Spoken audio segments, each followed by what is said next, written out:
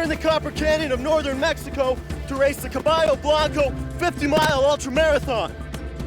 This race attracts the top runners in the world to race against the legendary Tarahumara.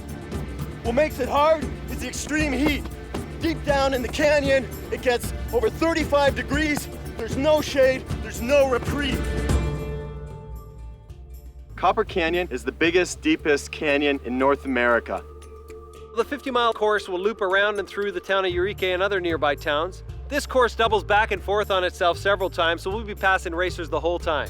4 years ago, I really had no idea what ultra running was, but I came down here to Copper Canyon to give it a try with some friends, and that experience changed my life. There was this new book that had come out called Born to Run. Micah True is the hero of the book. He is the founder of this race.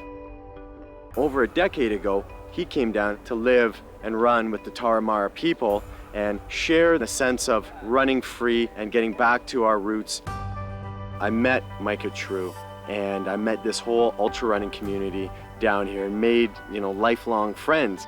I wanted to come back to the canyon to give the race another shot, but more importantly, to reconnect with the people that I met. There's been a lot that's happened since then. Micah passed away.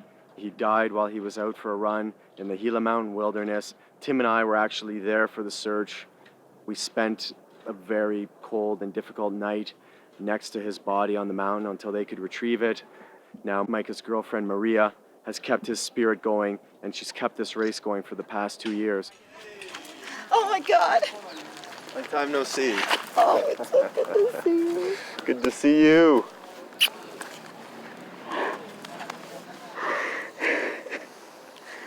I'm so happy you're here. I'm so happy you're here. Oh my gosh.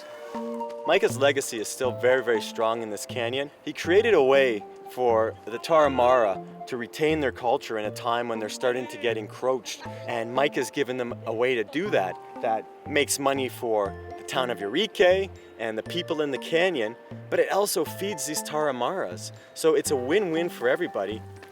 Hey, Maria! Looking good, baby!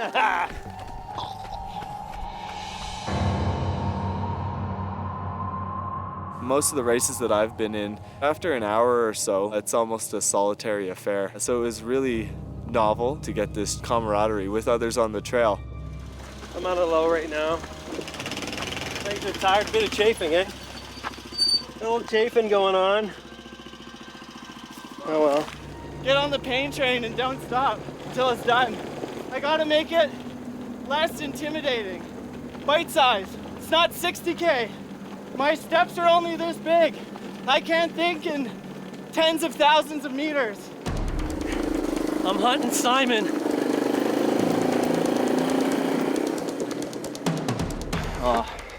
Truth is I backed off probably the last quarter mile, and legs are getting back under me, taking advantage of the shade for the downhill, and I face the heat. Yeah, that's good. I'm good to go. The flats were hurting and the downhills were hurting, and that's when the mental battle begins. I just got tired out there. I couldn't find that next gear. There's not a lot of shade on that road, so that was the first real exposure we had to the heat that we were gonna have to deal with for the rest of the race.